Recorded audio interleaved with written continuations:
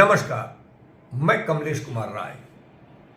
दिल्ली के मुख्यमंत्री और आम आदमी पार्टी के मुखिया अरविंद केजरीवाल अंतरिम जमानत पर छूटने के बाद बीते शनिवार को उनके द्वारा ताबड़तोड़ सेल्फ गोल दागा गया।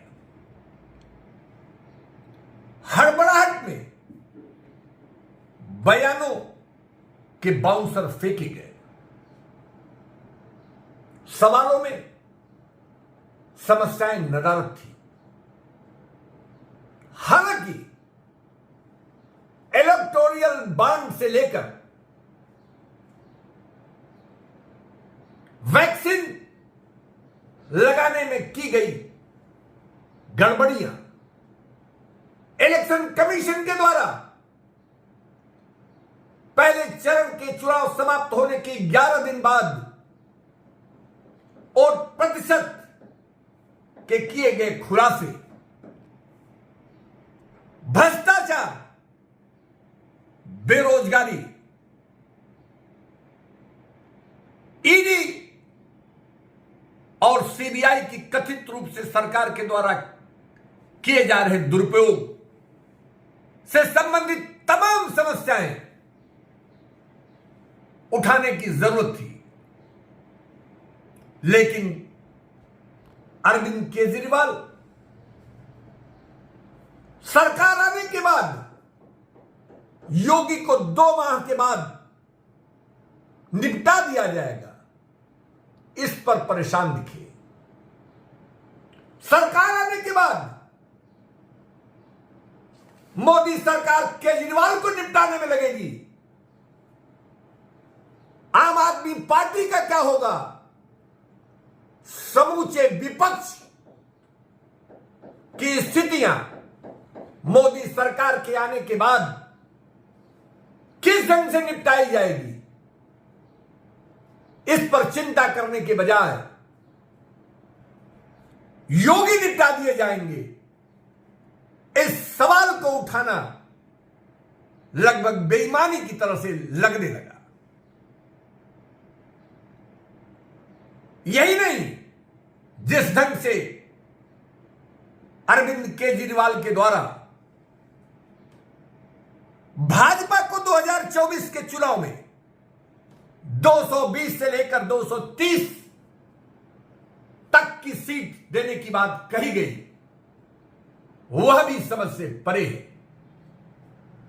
मोदी के द्वारा जहां बार बार पूरे विपक्ष को 100 के नीचे निपटा देने की बात कही जा रही है, वहीं यदि केजरीवाल भाजपा को 220-230 तक 2024 के चुनाव में देने की बात कहते हैं, तो इससे खुद में खुद यह संकेत मिलता है कि केजरीवाल यह मान चुके हैं कि मोदी सरकार फिर से रिपीट होने जा रही है। तमाम ज्वलंत समस्याओं के बजाय अगले वर्ष नरेंद्र मोदी 75 वर्ष के हो जाएंगे और इसके बाद प्रधानमंत्री कौन होगा, इस पर चिंता करने का वर्तमान में कोई स्थिति बनती है, ऐसा जानकार फिलहाल तो नहीं मानते। 4 जून 2024 को प्रधानमंत्री कौन होगा यह तय हो जाएगा।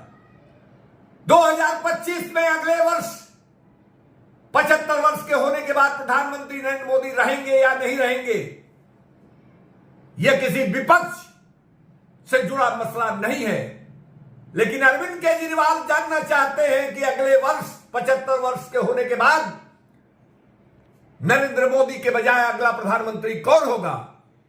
यानी वह जान समझ के यह बोल रहे हैं कि वो समझ रहे हैं कि फिलहाल तो 2024 में नरेंद्र मोदी ही प्रधानमंत्री होने जा रहे हैं।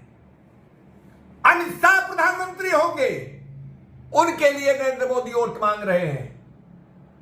यह सब तमाम उठाए गए सवाल इस बात के संकेत हैं कि केजरीवाल मान चुके हैं कि नरेंद्र मोदी 2024 में भाजपा की सरकार बनाने में कामयाब होने जा रहे हैं। कुल मिलाकर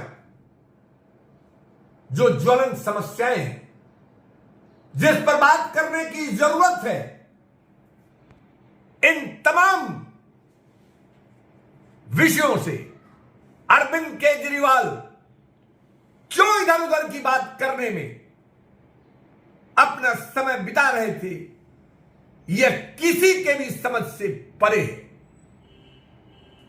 विपक्ष यानी इंडिया गठबंधन की सबसे बड़ी समस्या यही है कि वह कहते तो जरूर हैं कि हम मुद्दों पर डटे रहेंगे, लेकिन उनके बयानों में अक्सर मुद्दों से इधर उधर की बात की जाती है, जो जमीनी हकीकत से अलग मानी जाती है।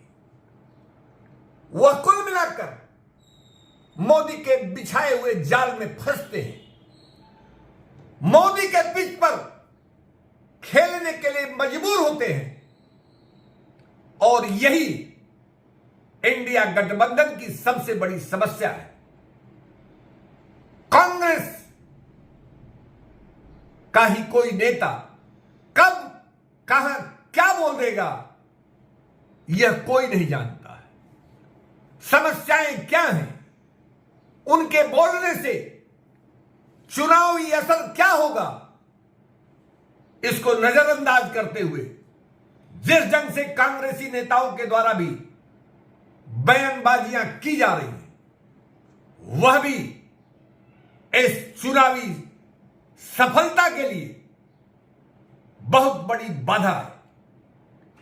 एक घातक स्थिति का निर्माण इंडिया ग्रुप से जुड़े लोग बार बार कर रहे हैं, और ऐसे में जनता को यह संदेश भेजने के बजाय कि वह सरकार बदलने से ही जनता का फायदा होने वाला है, जनता की समस्याओं का समाधान होगा, इसके बजाय वह मोदी के द्वारा बिछाए जा रहे जाल में खुद ब खुद फंसते जा रहे हैं, और समस्याएं जो की तो